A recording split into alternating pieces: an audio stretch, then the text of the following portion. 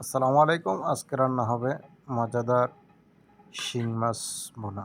তো প্রথমে আমি শিং মাছগুলো নিয়ে নিলাম, দিয়ে দিলাম হলুদের গুঁড়া, দিয়ে দিলাম সামান্য একটু লবণ নিয়ে আমি ম্যারিনেট করে নেব।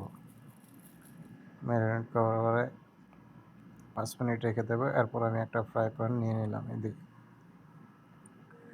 ফ্রাই প্যান নিয়ে আমি সামান্য একটু পরিমাণ তেল দিয়ে দিলাম। মাছগুলো ভেজে নিতে হবে। মাছগুলো আমি এখন তেলের মধ্যে দিয়ে দিলাম। এর ফাঁকে আমার কিচিং রুমটা আপনাকে একটু দেখাচ্ছি। যদি ভালো লাগে থাকে আমার ফেসবুক পেজ প্রবাসী রান্নাঘর পেজটাকে সবাই ফলো করবেন। আর আমার ইউটিউব চ্যানেল মরিচ বাটা চ্যানেলটা সবাই সাবস্ক্রাইব করে বেল আইকনটি বাজিয়ে রাখবেন। নতুন নতুন ভিডিও আপনার কাছে পৌঁছে যাবে। এই হলো আমার কিচিং রুম। এরপরে আমি মাছগুলো একটু উল্টিয়ে নেব। উল্টিয়ে পাল্টিয়ে নেওয়ার পরে এই জায়গায় আছে কই মাছ, শিং মাছ, মিনি মাছ, কাটি মাছ, কেউ লাডি মাছও বলেন। এরপরে শিং মাছগুলো আমি পাড়া থেকে উল্টিয়ে পাল্টিয়ে উঠিয়ে নেব। একটা কই মাছ একটু ভেঙে গেছে, যা কিছু না, সমস্যা হবে না। এরপর আমি মাছগুলো ভুনা করতে যা যা উপকরণ নিয়েছি এই জায়গায় টমেটো, 1 পিস টমেটো, 10-12টা কাঁচামরিচ, পেঁয়াজ, রসুন। এখন আমি মাছগুলো ভেজে উঠিয়ে নিলাম। দিয়ে দিলাম সামান্য একটু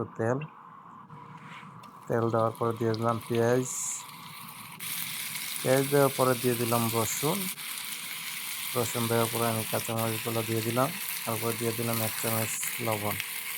যেহেতু মাছ ভাজি করার টাইমেও লবণ ছিল, কারণ একটু লবণ কমে দিলাম।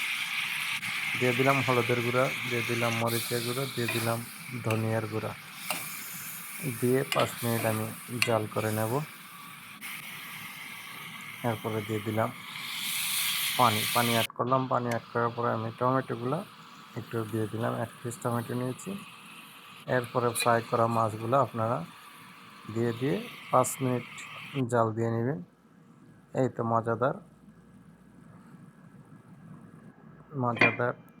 শিং মাছের ভুনা রেসিপি কমপ্লিট। এখন খাবারের পালা। এখন কালারটা কত সুন্দর হয়েছে। এভাবে রান্না করে আপনারা খেতে পারেন, মাশাআল্লাহ অনেক ভালো। আমার মরিচ বাটা চ্যানেলটা আপনারা সবাই সাবস্ক্রাইব করবেন প্লিজ।